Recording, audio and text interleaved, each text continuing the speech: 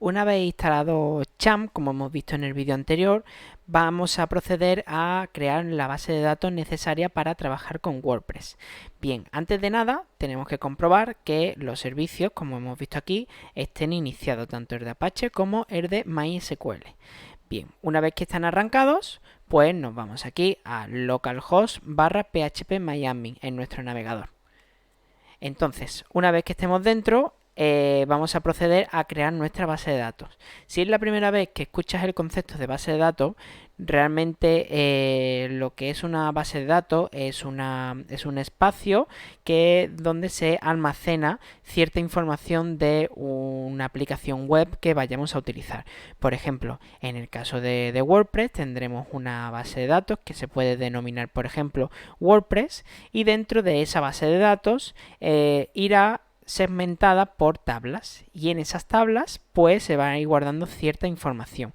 Las tablas, dependiendo de cada desarrollador del proyecto, decir, de una aplicación web, pues la puede denominar con un nombre específico. Por ejemplo, si nosotros tenemos la aplicación de WordPress, pues tendremos una tabla que serán para registrar los comentarios, otra tabla para registrar las entradas que nosotros añadamos, otra para las páginas, otra para las configuraciones, ¿vale? Pero bueno, ustedes solamente con que tengáis lo que es el concepto ya os valdría, puesto que nosotros solamente nos vamos a centrar en crear una base de datos, y WordPress ya se va a encargar de escribir todas las tablas necesarias que necesita para que el proyecto funcione.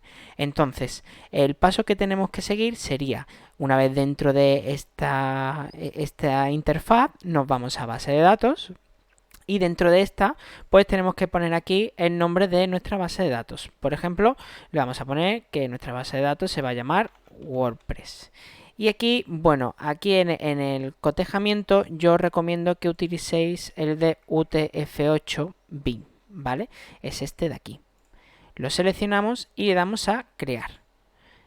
Cuando lo hayamos creado, vamos a ver que aquí tenemos nuestra base de datos creada, y aquí ya nos está indicando que estamos usando la base de datos de WordPress, ¿vale? Bien, pues esto en un principio estaría ya creado. Ahora, os digo que cuando vayamos a hacer la instalación de WordPress vamos a necesitar un usuario específico para acceder a la base de datos, y que WordPress pueda interactuar con ella, es decir, crear esas tablas y introducir contenido en dichas tablas. Entonces, yo os diría que desde aquí en SQL creéis una sentencia, ¿vale? Esto vamos a decir que vamos a trabajar directamente con la base de datos, que bueno, os voy a explicar lo que vamos a hacer. Pues la sentencia que vamos a crear será create user, ¿vale? Aquí le vamos a indicar que vamos a crear un usuario nuevo que se va a llamar usuario WordPress, por ejemplo. Y le vamos a decir que va a trabajar con localhost, ¿vale? Esto quiere decir que va a trabajar con nuestro servidor directamente. Y además le vamos a indicar una contraseña, que para eso vamos a poner identified by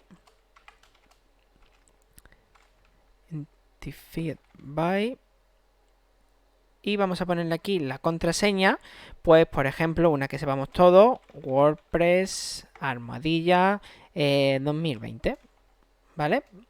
Entonces, bueno, si no me he equivocado y está todo correcto, cuando nosotros le demos aquí a continuar, la consulta pues se habrá hecho correctamente, ¿vale? Entonces, en la configuración que nosotros vamos a utilizar para la instalación de nuestro WordPress, utilizaremos como usuario de nuestra base de datos usuario WordPress y la contraseña WordPress 2020, ¿vale? Entonces, en el siguiente vídeo vamos a ver cómo vamos a hacer la instalación ya definitiva de nuestro WordPress.